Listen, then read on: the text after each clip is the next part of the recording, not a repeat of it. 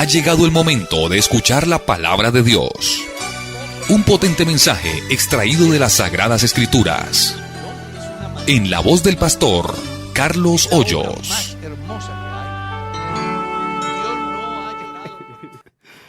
Oiga, esta está, dice: Dios les bendiga poderosamente desde Cartagena. Hermosa la labor que hacen mis hermanos de vieja guardia. Pregunta, hermano Carlos: ¿puede un cristiano pertenecer a un sindicato? Sí, creo que sí. Lo que pasa es que debe de medir consecuencias. O sea, todo en la vida se puede. Todo en la vida se puede. La pregunta es, ¿será debido? ¿Me conviene? Esa es la otra que yo debo de hacerme. Pablo decía, todo me es lícito. Exacto. Pero no todo conviene. Entonces, yo sí puedo pertenecer a un sindicato. Lo que debo de tener en cuenta es las consecuencias de pertenecer a un sindicato. Y en mi proceder, si soy objetivo o soy sesgado. Porque yo conozco sindicalistas muy objetivos. No sé si usted recordará a uno que fue, creo que vicepresidente.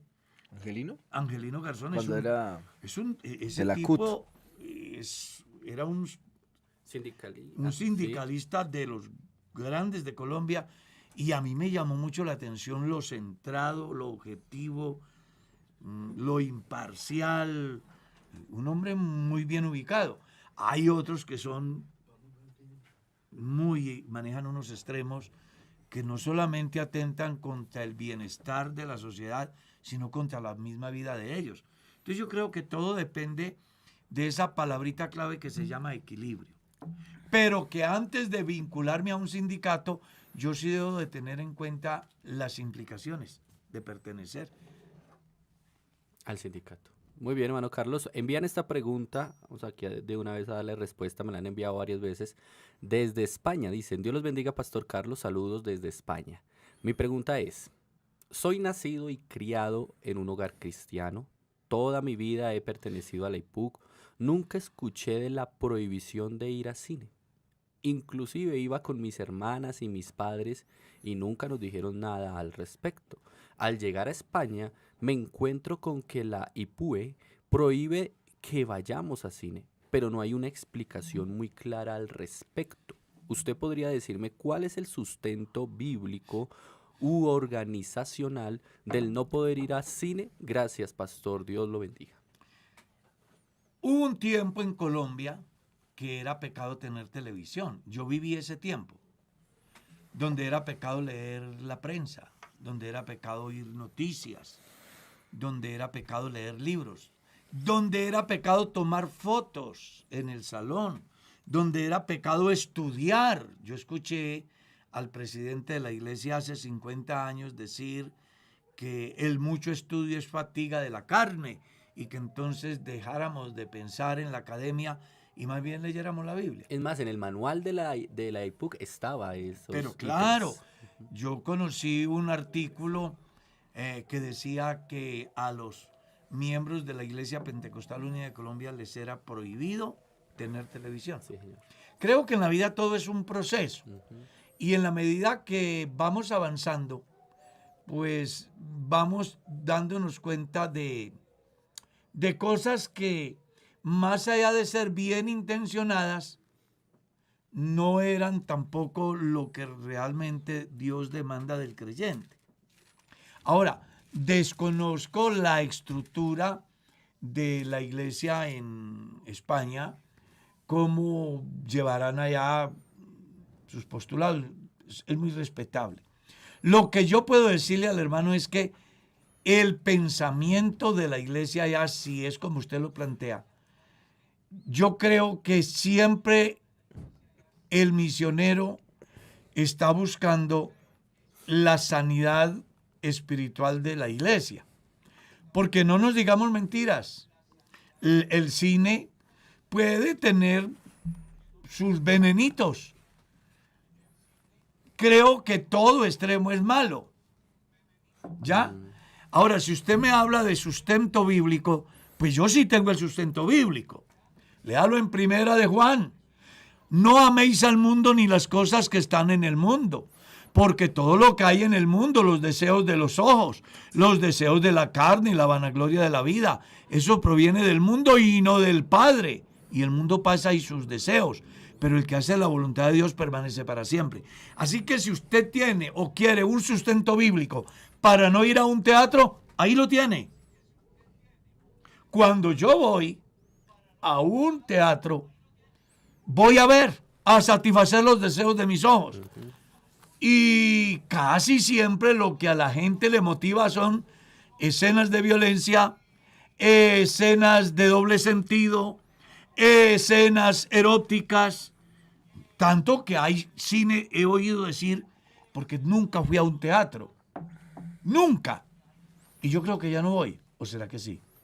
No, yo creo que ya no va. Uno aquí acompañado con Diego a lo mejor lo conquista y se lo lleva para un teatro. No diga eso, mano. No, no. No, yo a cine no voy hace muchos años. ¿También? Sí, hace Bueno, muchos yo años. nunca fui, pero he escuchado que hay cine 3X, ¿qué dicen?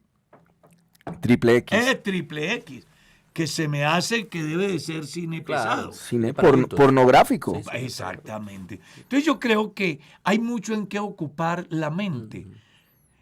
Hay mucho por hacer. No estoy en contra de que las personas se vean una película, pero pues no necesariamente hay que ir a cine. Ahora, si usted va a cine y ve una película que no atenta ni contra la vida, ni contra la moral, ni los principios cristianos, ni desata esa lujuria que está en su vida, que lo lleva a comportamientos inclusive inadecuados en el escenario, se lo digo porque he leído al respecto. Entonces, hombre... Es como ser el filtro. ¿Qué voy a ir a ver? Porque póngase usted a pensar, ir al cine a ver una historia que no termina. Es un documental. Y en cine dan documentales. Sí, claro. Usted va... Cine Colombia presenta el documental. Una historia que no termina, un ejemplo. Podía ser. Y se presenta. Lo que yo veo más es eso. ¿Qué voy a ver? ¿Qué estoy viendo? ¿Me edifica? ¿Me conviene? Lo que pasa es que pienso yo que la propuesta de la iglesia en España busca es minimizar, evitar. Porque mire que Jesús fue claro, ¿no? Él dijo, guárdese de la levadura. Es una pequeñísima y resulta afectando toda una masa.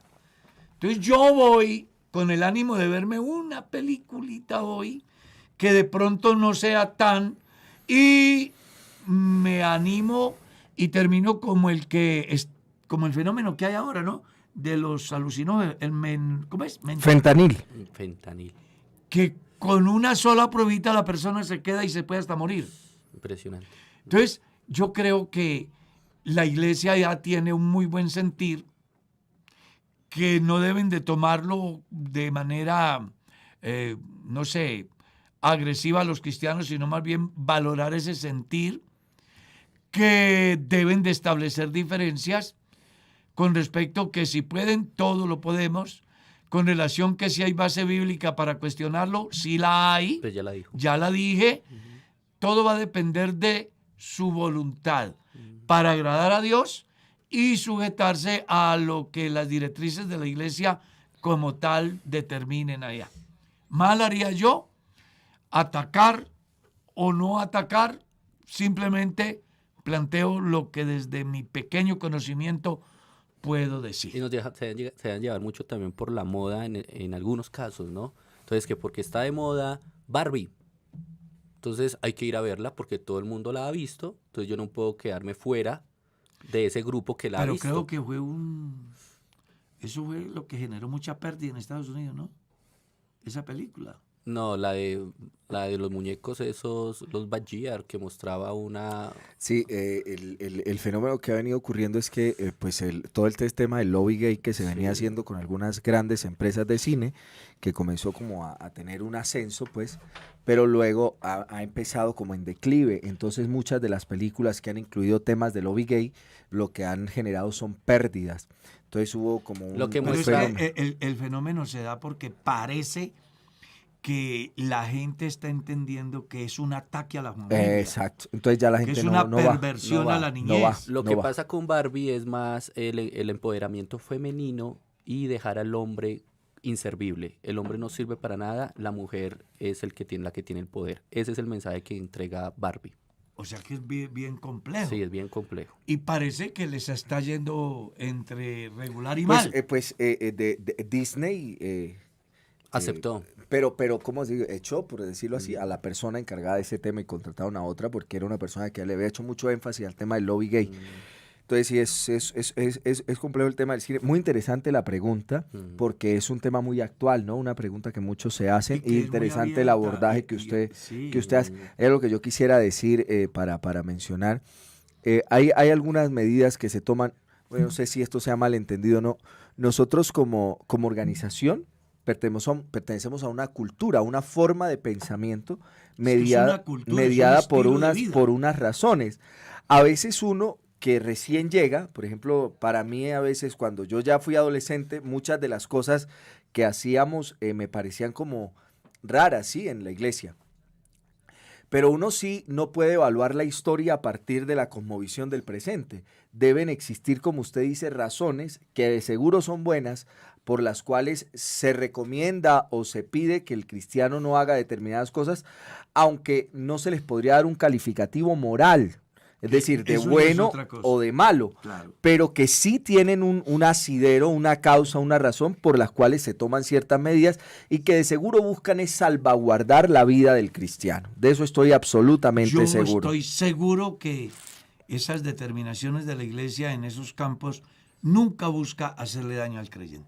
Busca cuidarlo, cazar las zorras La pequeñas, palabra es muy clara. minimizar el ingreso de la levadura. Es que es... Me conviene, no me Uy, no, conviene, hermano, es que es ser- bueno edifica, para mi vida. no me edifica. Vea, Exacto, hermano, es el filtro. ser es el filtro. cristiano es mucho más que decir Sí. que soy cristiano. ¿Está claro? Sí, es mucho más. Hoy hay muchos cristinos, Es verdad. pero cristianos. En la actualidad hay un pseudo cristianismo, Exacto. Se volvió una moda. Y que hay muchas presiones sociales que llevan a la persona a, ¿cómo es que se dice? A legalizar. Sí, Ser legalistas. pero vea que eso que lo que usted dice es que lo han denominado el fenómeno del evangelicalismo en el mundo, ¿no? Los estudiosos, como los antropólogos y sociólogos, pero todo el mundo dice, en el proceso educativo que estoy llevando ahora, cuando hablamos de mi postura como cristiano, me dijo lo siguiente, dijo, yo conozco muchos cristianos, pero tú eres el primer cristiano que yo conozco que no toma, que no fornica, que no adultera. Tremendo. Y yo le dije, ¿cómo así? O sea, ¿qué tipos de cristianos tú conoces? Me Entonces, pasa cuando eso, me sí, mencionó las organizaciones, o sea, que a uno sorprendido por el hecho de que qué falso evangelio le están predicando a la gente, qué idea de ser evangélico o cristiano le están dando a la gente, porque como dice Pablo, no es que exista otro evangelio, no es que exista otro cristianismo, es que la gente quiere construir su propio evangelio, su propio cristianismo, pero que al A fin y al partir de cabo sus no es lo que la Biblia dice que debe ser. A mí me sucedió, mano Carlos, recientemente con la situación de las danzas en el colegio. Eso fue un boloró porque cuando llegamos nosotros a decir que nuestra hija no lo hacía, claro, eso llegó a oídos del rector, coordinador, nos citaron. Cuando ya estábamos en esa citación, decían, bueno, don Diego, señora Carolina, lo que sucede es que aquí hay más cristianos. En el colegio hay más cristianos y todos danzan. Todos están en su clase de danzas. porque su hija no? Usted es el primer caso que no llega con Qué eso. pesar, ¿no? Entonces, Pero qué alegría. sí, entonces nosotros, no, es que nosotros no compartimos eso, ya, Claro. sí, ya. Todo me es lícito, pero no todo. Es una conviene. realidad. Sigamos entonces. Sigamos, ya que Mano una respuesta. Carlitos, ahora sí, estamos en temporada de política, así que hay preguntas de política. Sí. Si me ofrecen un empleo, pero a cambio tengo que asistir a reuniones políticas, ¿qué debo hacer? Ponerle precio a sus valores. Sí, O si ya se los puso, ¿no? sí, o si ya se los puso. Pero creo que su vida tiene un valor tan grande que no tiene precio. Entonces vale más que 1.160.000 pesos, ¿o no? O que 13 millones o 15 millones al año. Usted vale mucho más. Los puestos políticos son como tan transitorios, ¿no? Imagínense, por ejemplo, la polémica que hay ahorita en Colombia con relación a los pasaportes. Que hay que acabar con lo que viene del pasado porque estaba mirando anoche que un ente de control dice de que sí se podía y que sí se puede. Porque los políticos siempre buscarán defender su grupo.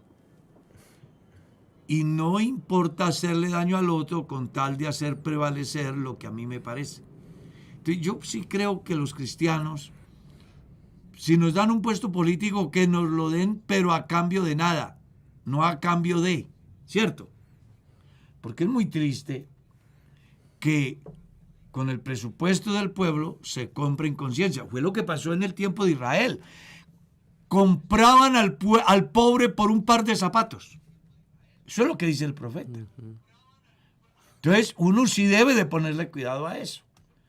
Si de mí dependiera, ningún creyente se dejaría sobornar por un empleo, porque lo están sobornando. Lo están sobornando, claro. Y uno no debe de permitir que eso suceda.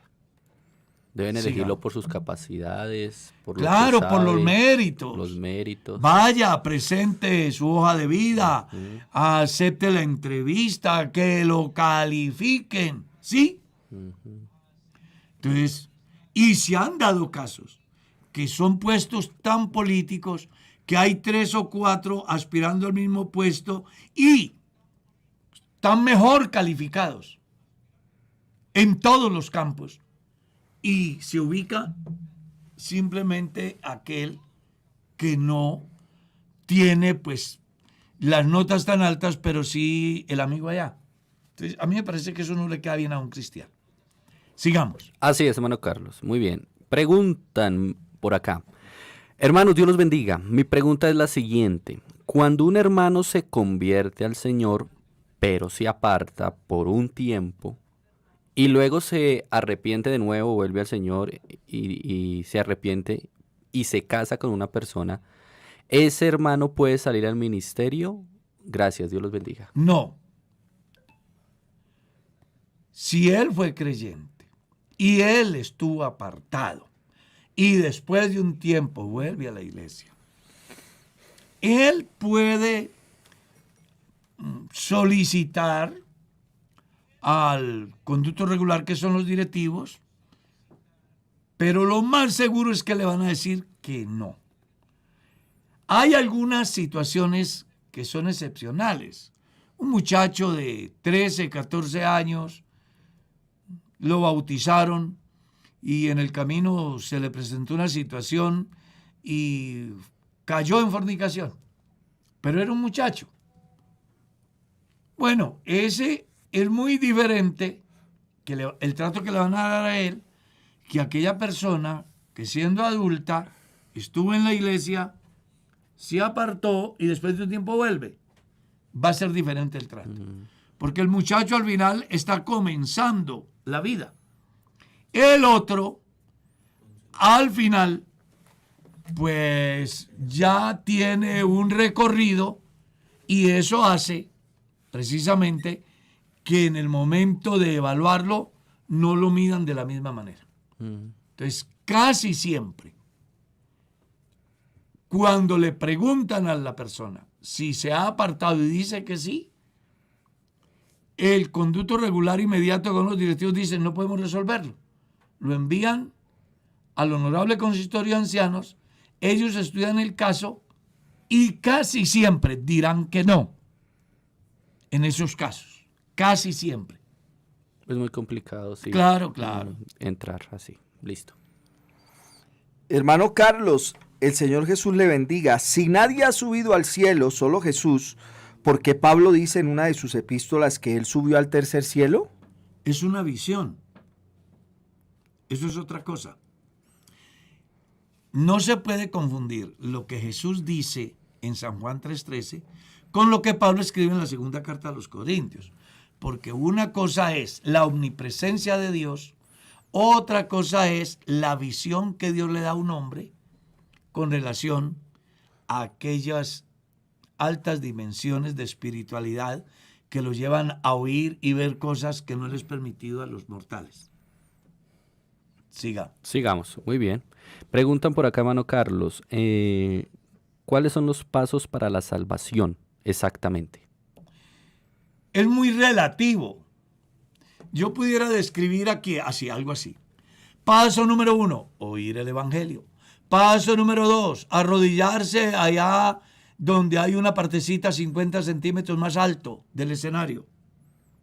Paso número 3, iniciar un proceso de clases prebautismales. Paso número 4, comenzar entonces el paso del bautismo. Paso número 5, seguir luchando hasta ser lleno del Espíritu Santo. Paso número 6, tener el fruto. Paso número 7, tener los dones. Yo puedo hacer una cantidad de cosas. Pero en la Biblia las cosas son diferentes. Hubo gente que creyó y se bautizó. ¿Ya? Y la Biblia le dice que son salvos. Porque el punto de partida para la salvación radica en eso. El que creyere y fuere bautizado, este será salvo. Nadie podrá ser salvo sin creer al Evangelio. Y nadie podrá creer al Evangelio si no hay quien se lo predique. Entonces, a grandes rasgos se puede decir que los pasos de la salvación son creer al Evangelio y bautizarse. Y otro que es perseverar hasta el fin. Sí. Está bien. Amén. Dice una pregunta acá, hermano Carlos. ¿Un pastor de nuestra iglesia puede casar a una pareja inconversa, pero que conocen del Evangelio, aunque esta ceremonia se haga fuera del templo? No. Ningún pastor puede casar a una pareja que no es convertida. El pastor que lo haga será sujeto de investigación y hasta de suspensión y, ¿por qué no?, hasta de destitución. Si el pastor no respeta las directrices de la iglesia, lo más seguro es que va a tener problemas muy, pero muy serios. El reglamento es muy claro, hay que leerlo. Sí, en esa parte. claro que sí. Pregunta, hermano Carlos. Amado pastor Carlos, Dios lo bendiga. ¿En un trinitario puede residir el Espíritu Santo? Pues no me compete a mí porque eso es potestad de Dios. Mal haría yo en decir este sí, aquel no, este sí, aquel no. Porque caeríamos en el mismo juego que tenemos inclusive en la iglesia. Si este se le trabó la lengua, sí tiene el Espíritu Santo y aquel no, entonces no lo tiene. Entonces, a mí me parece que esos son juicios que no me competen a mí ni a nadie. Dios es soberano. Uno lo que sí debe de entender es que hay una hoja de ruta que Dios ha establecido. Y es que es un Señor, una fe, un bautismo. No hay más.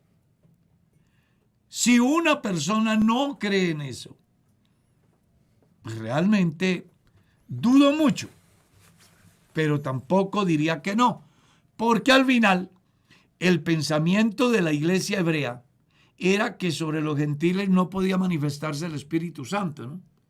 Y eso generó una discusión tan grande que los lleva a hacer el primer concilio en Jerusalén.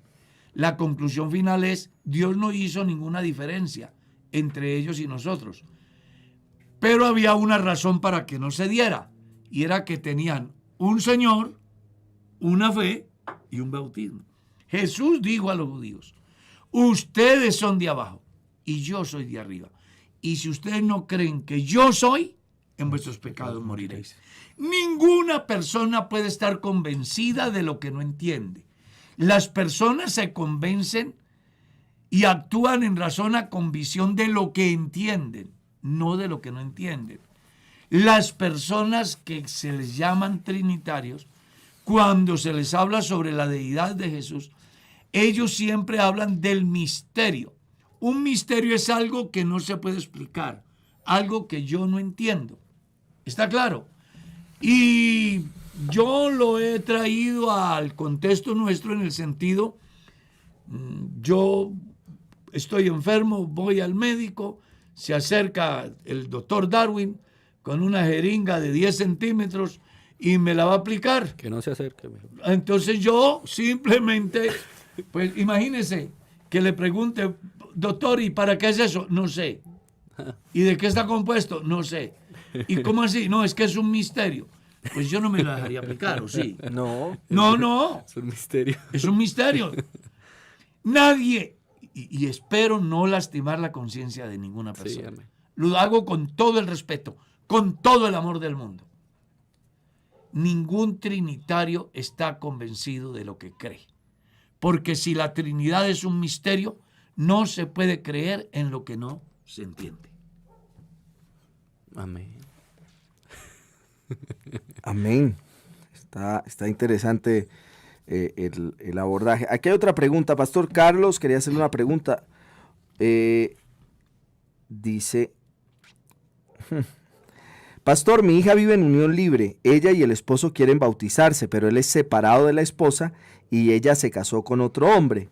Él es divorciado. La iglesia quiere bautizarlos, pero ellos prefieren casarse primero porque ¿de qué sirve bautizarse si vives en pecado? Entonces mi pregunta es, ¿pueden casarse por la iglesia cristiana? Lo primero que ellos tienen que resolver es el problema legal. Ella dice que es casada con otro hombre, pero no dice que está divorciada. Dice que el divorciado es él.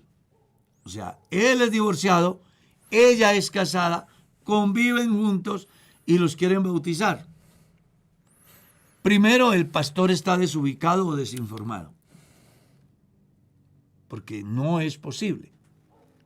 No es posible. Bautizar una pareja que vive en unión libre, que ella es casada y él es divorciado. Pues eso no tiene sentido. Entonces, lo primero que ellos tienen que hacer es resolver su problema legal. Eso es lo primero. Y una vez que lo resuelvan, ahí sí deben de ser discipulados para que entiendan las implicaciones de lo que es el bautizarse. Y una vez que se bauticen, entonces, ahí sí les podrán hacer ceremonia en la iglesia. Aclaro, si ellos llegaron a Cristo en esa condición, divorciados. Pero si ellos fueron cristianos, primero. Claro que aquí están diciendo que no son bautizados. Entonces creo que no aplica. Si no son convertidos al Evangelio y llegan a la iglesia, creen al Evangelio, resuelven su problema legal, no van a tener ningún problema ni para bautizarse ni para casarse. Pero tienen que arreglar el problema legal. Primeramente. Así es. Pregunta, hermano Carlos, Dios los bendiga. ¿Es malo ir a un entierro, dado que la palabra dice deje que los muertos entierren a los muertos? No, eso para nada. La Biblia habla de la gente que fue y lloró sus muertos, ¿no? Lo que pasa es que están confundiendo el texto. El texto hay que entenderlo en su contexto. Solamente los hijos se iban de la casa cuando se casaban o enterraban a sus padres. El texto aparece porque hay uno que le dice, yo quiero seguirte. Pero Jesús de una vez le dice, pues ven, sígueme. Y él le dice, espere que muera mi padre. Es más o menos lo que se dice. Habían otras prioridades. Exactamente. Espere que mi padre muera. Espere que yo entierre a mi padre. Porque en la mentalidad de ese pueblo, solo por dos razones, las personas se iban de la casa. Cuando se casaban o cuando los padres morían. Y como tenía el papá vivo, lo que le está diciendo es, espere que mi papá se muera y una vez yo libre del compromiso de mis padres, te voy a seguir. Entonces Jesús dice, no, hay una prioridad que es más importante que estar con tus padres. Sígame. Deje que los muertos entierren a sus muertos. Ese es el contexto. Exacto. Del pasaje. Dice, bueno, buenos días mis amados pastores. Un pastor renunció a la organización Esto está bien, aunque el pastor tenga sus razones personales, tomar la decisión de irse de la Iglesia Pentecostal Unida de Colombia. Sin hacer juicio y con mucho respeto, ¿qué razones tendríamos para irnos de la organización si somos la iglesia de nuestro Señor Jesucristo? No hay ni una razón. Hay intereses personales, hay resentimientos, hay reglas que de pronto el presunto pastor no cumplió y en consecuencia la iglesia pues no le permite ejercer. Y él en reacción toma la decisión de irse. Con respecto a su pregunta, que cuáles son las razones, no existe ni una. No hay ni una. Es más, ni echándolo de la iglesia.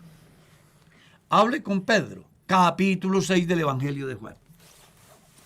Todo el mundo se ha ido porque Jesús ha dicho, el que come mi carne y bebe mi sangre tiene vida eterna. Dice la gente, este tipo es caníbal. ¿Cómo se le ocurre que nos vamos a comer su carne? Mejor nos vamos. Mejor nos vamos, y se fueron. Y entonces se les ocurre a los discípulos decirle, Señor, todos se van. ¿Y qué les dijo Jesús? ¿Se quieren ir ustedes? También. ¿Y qué dijo Pedro? ¿A quién iremos? Entonces no hay ninguna razón para unirse de la iglesia. Amén. La Biblia dice, su propio deseo busca el que se desvía. La iglesia tiene unas reglas que quienes las aceptamos en el momento que ingresamos al santo ministerio, debemos de ser fieles independientemente de que nos parezca o no nos parezca en el camino. Yo asumí un compromiso. Si por alguna circunstancia en el camino digo, venga, me equivoqué, no es lo que yo pensaba, no es lo que yo quería, no es como yo creía, bueno, usted puede presentar su renuncia y hacerse a un lado como pastor, más no como creyente. Exacto. Porque recuerde que el ser pastor es un privilegio, pero no es lo máximo de la vida cristiana. Ninguno de los que son pastores hoy conmigo llegamos al evangelio por ser pastores. Llegamos para ser salvos. Si yo soy salvo en Cristo, pero no puedo ejercer el ministerio por situaciones morales, por situaciones administrativas, pues hombre, nadie me está diciendo que no puedo ser cristiano. Estoy en la iglesia. ¿Está claro? Hay unos reglamentos que yo no comparto, estoy hablando de un ejemplo, y entonces pues digo, no puedo seguir ahí, pero yo de la iglesia no tengo necesidad de irme porque pues, imagínate. Exacto, deja mucho que pensar a alguien que lo hace por ese modo de irse, Claro. porque no está de acuerdo con algo. Sí, por eso estamos diciendo, la gente busca razones, que me miraron mal, que me pusieron en disciplina injustamente, que me destituyeron, que me hicieron un traslado injusto, pero se le olvida al santo pastor que cuando él llenó el formato decía, está dispuesto a ir a donde la organización lo requiera. ¿Y qué dijo el santo pastor? Que sí. Que sí. Y también dice, y a obedecer lo que el reglamento interno de la iglesia. Y las autoridades. Exacto. Entonces, si mañana abre los ojos y se da cuenta que se equivocó, pues no siga siendo pastor, pero sí puede seguir siendo cristiano en el cuerpo de Cristo. Así es. Muy bien. Bueno, Vale, hermano Diego. preguntan aquí. Dios los bendiga, pastor. Mi hijo acaba de cumplir 18 años y ahora no quiere obedecerme. Yo trato de guiarlo por el camino del Señor, pero la mamá, es decir, mi esposa, que está apartada, lo apoya en hacer lo que él quiere. No sé qué hacer, cómo puedo actuar. Usted es la cabeza del hogar. Usted es cristiano. Su mujer no es creyente. Su hijo quiere vivir de cualquier manera. Usted no puede obligarlo a que sea cristiano, pero su hijo no puede obligarlo a que usted acepte lo que él quiere. Entonces ahí a usted le toca hacer uso de la autoridad. Y en ese orden, su hijo debe de hacer lo que usted diga. Porque si no quiere, pues entonces que busque un Dios mejor que el suyo y una casa mejor que la suya. Así de simple. Se lo digo con experiencia, con conocimiento de causa. Yo tengo 4 hijos. El día que alguno de ellos quiso hacer lo que se le vino a la cabeza, ese día le dije, ahí está la puerta, ya lo criamos, lo educamos, le enseñamos valores. No puedo aceptar que usted me imponga lo que trae del mundo, así de que aquí no se permite. Hoy es culto, vamos para culto. No quiero ir, pues le toca ir porque está aquí. Así de simple. Que usted no me puede obligar. No te voy a obligar a que seas cristiano, pero tú no me puedes obligar a mí a que acepte tus caprichos. Así viví yo mi vida. Creo que en estos días me muero y difícilmente cambiaré. Radical, extremo. ¿Y no le parece extremo que el hijo venga a imponerme la señora del vecino como amante? ¿Y no le parece grave que él me imponga el consumo de alucinógenos en mi casa? ¿Y no le parece grave que él me imponga la borrachera en mi casa? Entonces, no hablemos de asuntos llamados extremos, sino lógicas. Si mi hijo vive en mi casa, come en mi casa, duerme en mi casa, debe de hacer lo que se diga en mi casa. Si no le sirve así, el mundo tiene 200 y pico de países, en cualquiera de ellos queda bien. Y si no le sirve el Dios que me bendice a mí, pues que se busque uno mejor que el mío y que vaya y le sirva. Y es interesante la pregunta porque dice que la esposa es apartada, es decir, que Imagínese. conocedora. En algún momento estuvo de acuerdo con todo, solo que se apartó, así que con más razones el Hay papá que fijar una tiene postura que fijar como la postura. cristiano. Sí, es verdad. Sé que eso suena duro. Los psicólogos dirían, qué extremo. Y algunos dirán, yo no lo acepto. A mí me tiene sin cuidado eso. Estoy diciendo, dando una respuesta de lo que me preguntan, ¿verdad? ¿Qué debo hacer? Bueno, si yo fuera, haría eso. De ahí para allá usted mirará si lo hace o no. O no lo hace. Sí. Sigamos. Hermano El Carlos, pastor Darwin se queda, Estupefacto. dice, si la cosa es así, gracias a Dios no soy hijo del hermano Carlos.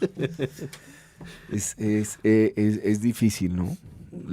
Es decir, es difícil el hecho de que en un hogar alguien que antes había sido cristiano Eso es complejo. ahora apoye conductas que van en contra de los principios bíblicos. Sí, exacto. Hermano Carlos, dice acá, una persona que tomó clase de bautismo y tiene fecha de bautizo, pero muere antes del bautismo, ¿es salva o no? No me compete a mí. Si estuvieras en la escuela tomasista diría se salvó, porque ese es el bautismo de la buena fe, según la Suma Teológica de Tomás de Aquino. Pero yo no puedo decir sino lo que dice la Biblia. El que creyere y fuere bautizado, este será salvo. Eso es lo que yo puedo decir bíblicamente. Ahora, que Dios lo salva, yo no tengo problema. Pues Él es Dios. Pero mal haría yo decir que se condenó o que se salvó, porque lo que la Biblia me muestra es el que creyere y fuere bautizado, este será salvo. Tremendo. Bueno, pregunta, hermano Carlos. Dios les bendiga. Tengo una duda. Cuando alguien muere, cuando una persona muere, ¿en dónde o en qué estado está? Sea que haya muerto siendo creyente o no. ¿Están durmiendo todos? Claro, pero con la conciencia. Despierten el sentido de las consecuencias que cosecharán en el momento que se haga el juicio. ¿Ya? Recuerde que el ser humano, este es el vehículo donde se mueve, donde me muevo. Un día, Dios toma la decisión de quitar el combustible a este vehículo. Entonces este vehículo llega a ser un desecho que va al polvo de la tierra de donde fue tomado. El hálito de vida va a Dios que lo dio.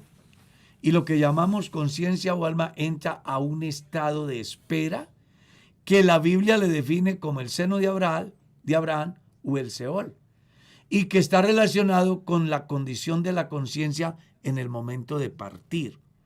Si yo me fui en paz, duermo en paz y despierto en paz el día de la resurrección. Si me fui con la culpabilidad, duermo con la culpabilidad y despertaré con la culpabilidad para recibir lo que yo merecí acorde a mis hechos. Por eso nadie ha ido al cielo, ni nadie ha ido al infierno. El infierno es el proyecto de Dios para Satanás y sus ángeles y todos aquellos que no obedecieron al evangelio. No ha sido estrenado.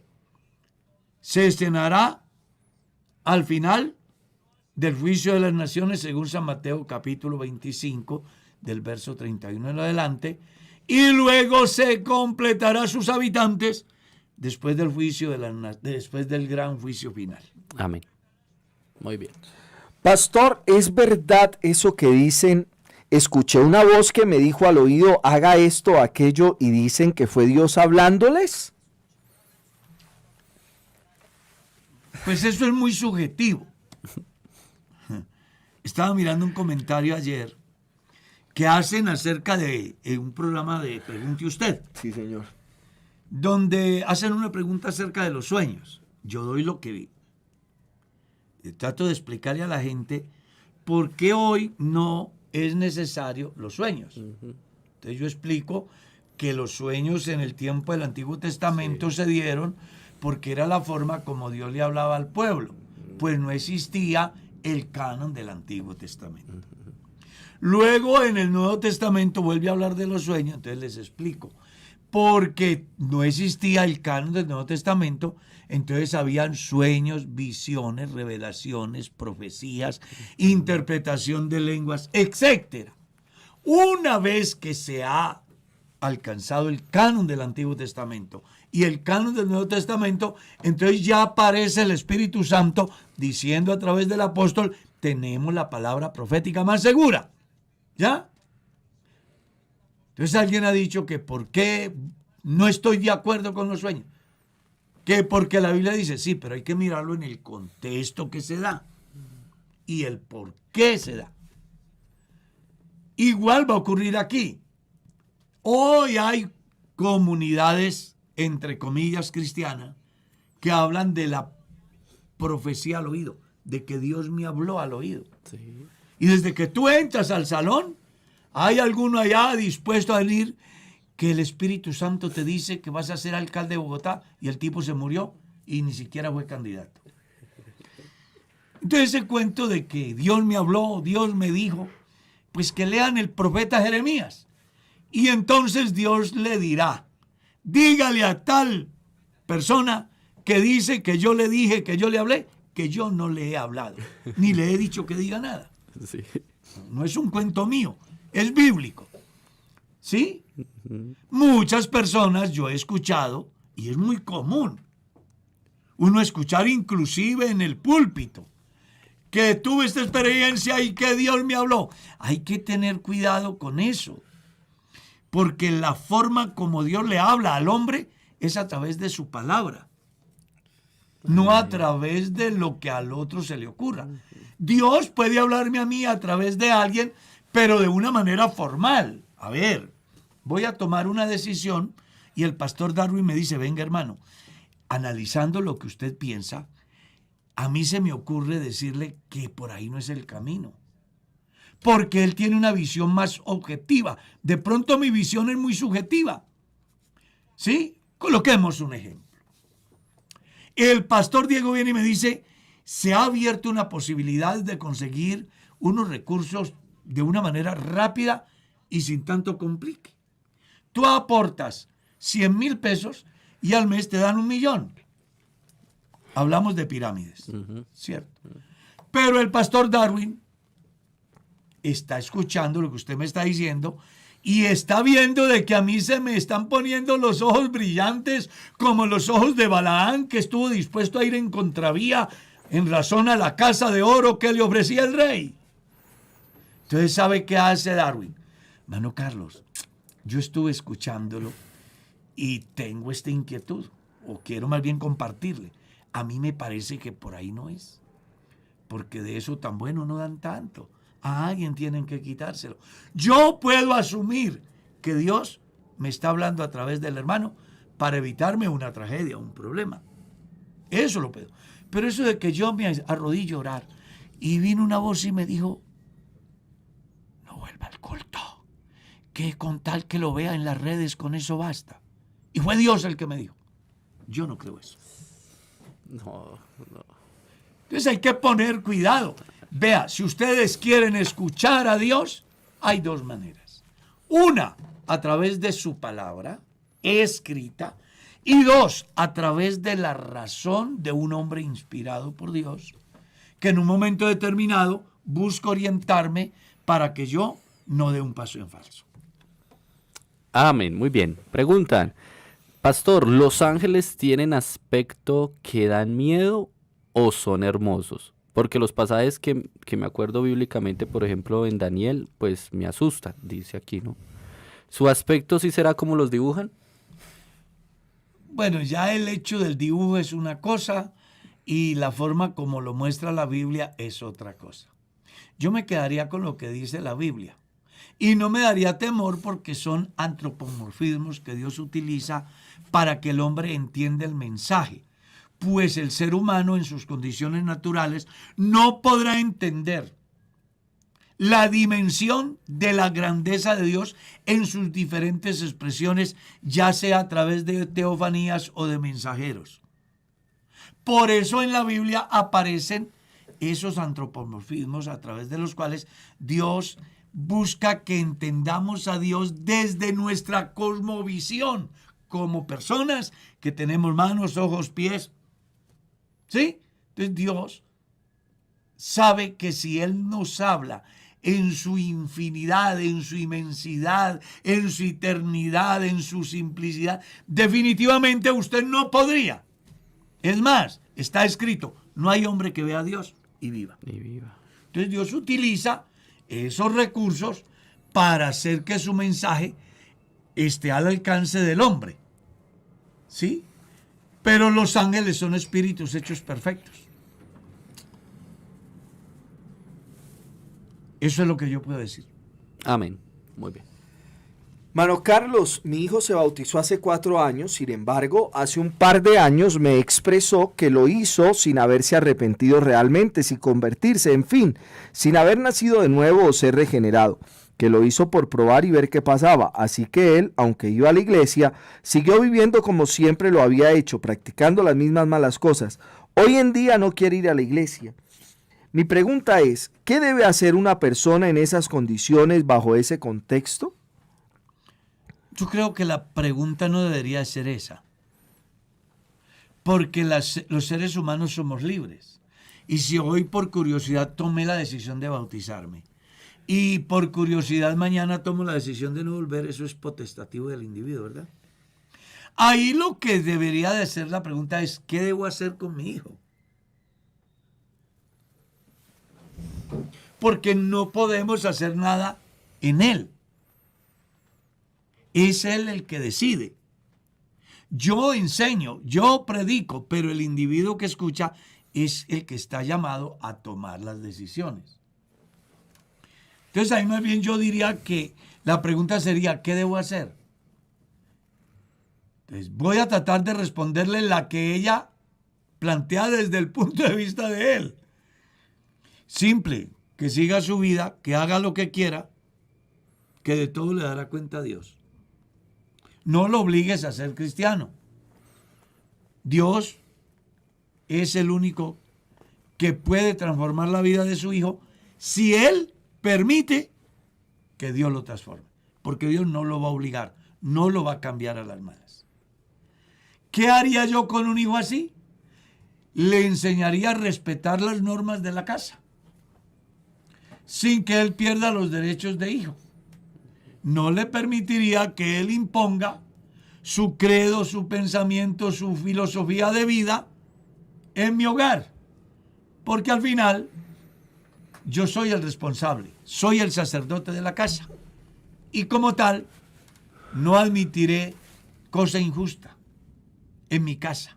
Aborrezco la obra de los que se desvían. Ninguno de ellos se afirmará delante de mí.